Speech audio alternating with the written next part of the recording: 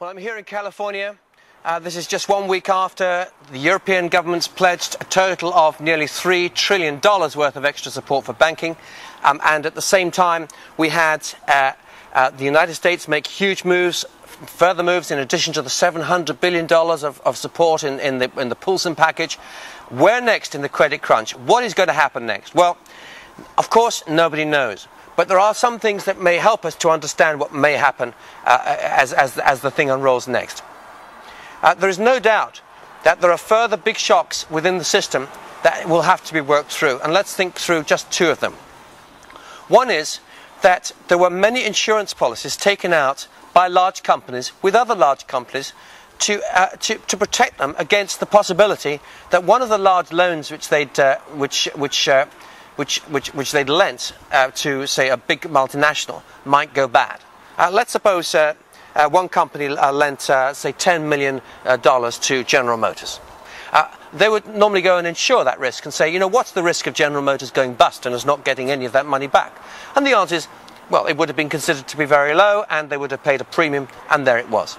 Well, these chickens are now coming home to roost because there are all kinds of companies which have defaulted in one way or another on amounts that they owe to other companies.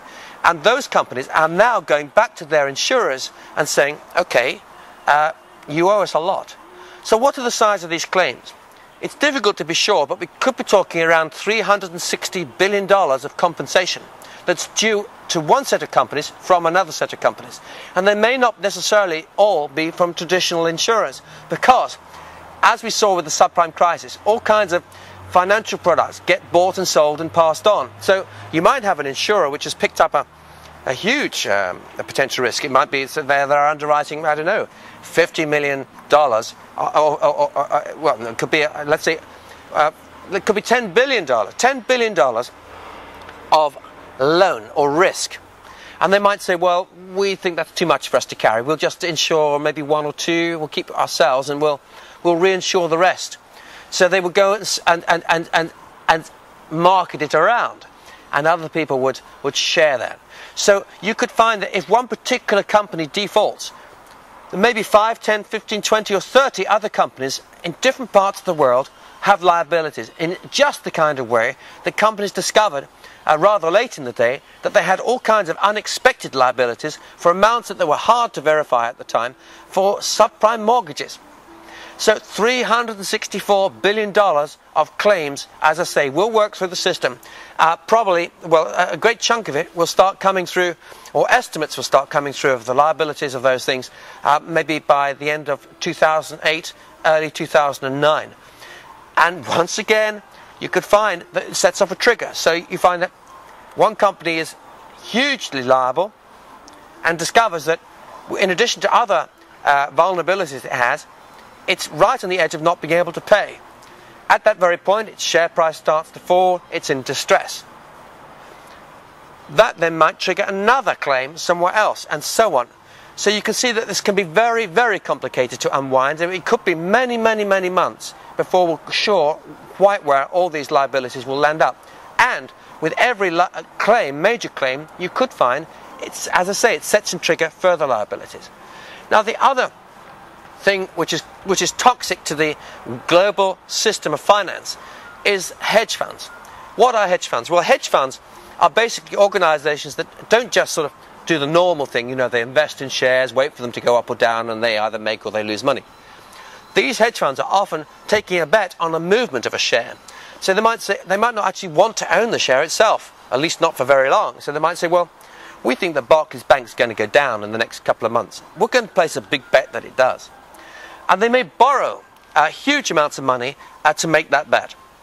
And it's what they call gearing. So that if the share price was to fall by, say, $1, then for every dollar it falls, they make $10, effectively. I mean, it's very, very big gearing effects.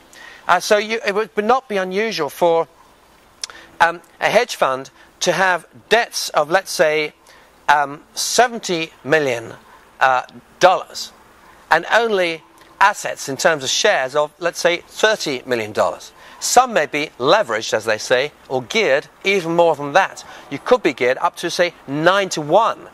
What that would mean is that, suppose you've got a high net worth individual, maybe a very wealthy person from Russia or the Middle East or somewhere like that, and they may have had, say, $20 million of their own invested in a hedge fund.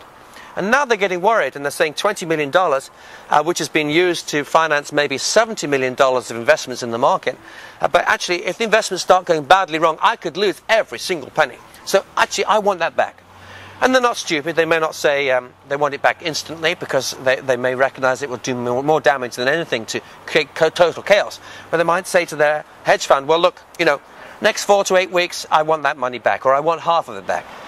But to give them back even half of that amount, let's say to give them back $5 million, they're going to have to sell $35 million worth of stuff. Now, of course, it will also repay a big loan, but what if that $35 million worth of stuff isn't worth $35 million today? What if it might be worth that in a few months' time, but it isn't right now? So you can see that hedge funds could find themselves in huge difficulties. And one thing's for sure, if people who've got money in hedge funds start to liquidate their assets, then you will see an amount of selling in the market which is out of all proportion to the actual amount of assets that are being sold, for the reasons that I've said. It could be 10 million to sell to get back. Well, to do that, you have to sell 70 million of assets. Well, how many assets are likely to have to be sold by people who want money back from hedge funds? Impossible to tell.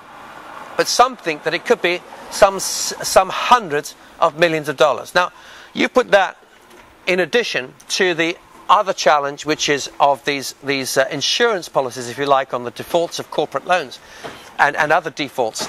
You have a big problem, because that's a lot of money that's going to come into the market, or rather out of it. A lot of money which is going to have to work its way through the system. And as it does so, it may set off further instabilities. So we should be ready for a certain amount of instability in the market. It does not mean that the market is giving a big thumbs down vote to rescue packages. It does not mean that the market is saying we think that the whole global economy is in a permanent mess. It might be that the market is saying, in general, the right steps are being taken. In general, we see in the medium term, by the end of 2009, stability being restored, economic growth beginning, the whispers of recovery. But that will not prevent, as I say, some pretty hefty selling at various points. And in that, of course, there will be some major opportunities, as some major investors have already said. The old maxim, which is that you buy when everyone is panicked and full of fear, and you sell when people are full of greed. Well, there's certainly not much greed around right now, and there's certainly a fair bit of panic. But if you're buying, you should be ready that there could be further dips which could be sharp. So you're not going to be buying for the short term. You're going to be buying by looking at long-term valuations. And you're saying, listen, I think this share on a long-term historic basis is a good value share. The business is sound. I believe in the fundamentals of it. I believe in the people. They've got good quality products and services, a talented team, and I think this company is going to go well over the next 5 to 10 years. And I think that those shares will do very, very well for me, I hope, over that period of time, and I will buy them for the long haul. But don't go into the market if you're just thinking, oh well, I'll go in and out very fast. That's an easy way to lose huge amounts of money, as many people have discovered.